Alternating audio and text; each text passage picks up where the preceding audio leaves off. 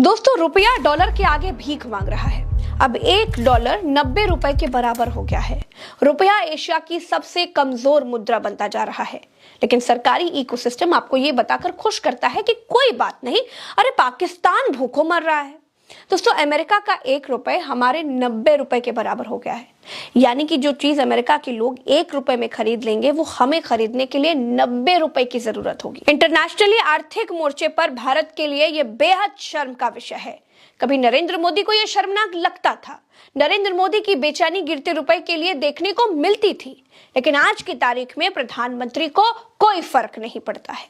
मोदी का ये पुराना बयान सुनिए जरा और समझिए कि जब प्रधानमंत्री नरेंद्र मोदी जी की सरकार नहीं थी, तब प्रधानमंत्री रुपए की मजबूती के लिए कितने बेचैन हुआ करते थे। ऐसे नहीं होता मित्रों, मैं शासन में बैठा हूं, मुझे मालूम है इस प्रकार से रुपया इतनी तेजी से गिर नहीं सकता। अरे ये नेपाल का रुपया नहीं गिरता है, बांग्लादेश की करेंसी नहीं गिरती है, पाकिस्तान की करेंसी नहीं गिरती, श्रीलंका की करेंसी नहीं गिरती। क्या कारण है हिंदुस्तान का रुपया पतला होता जा रहा है? ये जवाब देना पड़ेगा आपको। देश आपसे जवाब मांग रहा है। रुपए को लकवा मार गया है। प्रधानमंत्री पिछले 11 साल से सत्ता में है, लेकिन अब प्रधानमंत्री के मुंह से रुपए का रा नहीं निकलता है। अरे रुपया जाए चूल्हे भाड़ में। ऐसा लगता है कि नरेंद्र मोदी देश के प्रधानमंत्री हैं ही नहीं। प्रधानमंत्री और उनकी प्रचार मशीनरी पूरे देश में यह भ्रम फैलाती है कि उनका पूरी दुनिया में डंका बज रहा है। भारत तो विश्वगुरु बन चुका है, जबकि ऐसा कुछ भी नहीं है।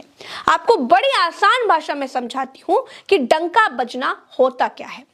देखिए दोस्तों, आपका आपके नाते रिश्तेदारों में भौकाल कब बनता है? जब आप मजबूत होते हैं। अब वो मजबूती कैसे आती है, कैसे दिखती है कि आप मजबूत हैं? आपकी मजबूती पैसों से दिखाई देती है। अच्छा घर होता है, अच्छी गाड़ी होती है, रिश्तेदारों की मदद के लिए आपके पास पैसा होता है, तो बाकी के जो रिश्तेदार होते हैं वो भी आपका लोड लेने लग जाते हैं। रुपया और डॉलर का कोई मुकाबला ही नहीं है। आपकी गरीबी रुपए की कीमत से ही दिखाई देती है और आप कहते हैं कि दुनिया में आपका डंका बज रहा है। और सबसे बड़ी बेशर्मी की बात यह है दोस्तों कि रुपए की सेहत ठीक कैसे की जाए, इसका कोई प्लान भी आपके पास नहीं है। वित्त मंत्री मैडम तो ऐसी है जो प्याज महंगा होने पर कह देती हैं कि वो प्याज खाती ही नहीं है।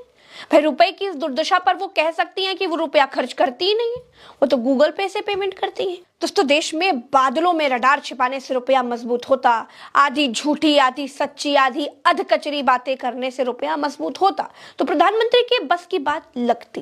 लेकिन जो प्रधानमंत्री खुद को अनपढ़ बताते हैं, वो कैसे रुपया को मजबूत कर पाएंगे? देश को प्रधानमंत्री से आर्थिक स्तर पर कोई उम्मीद नहीं।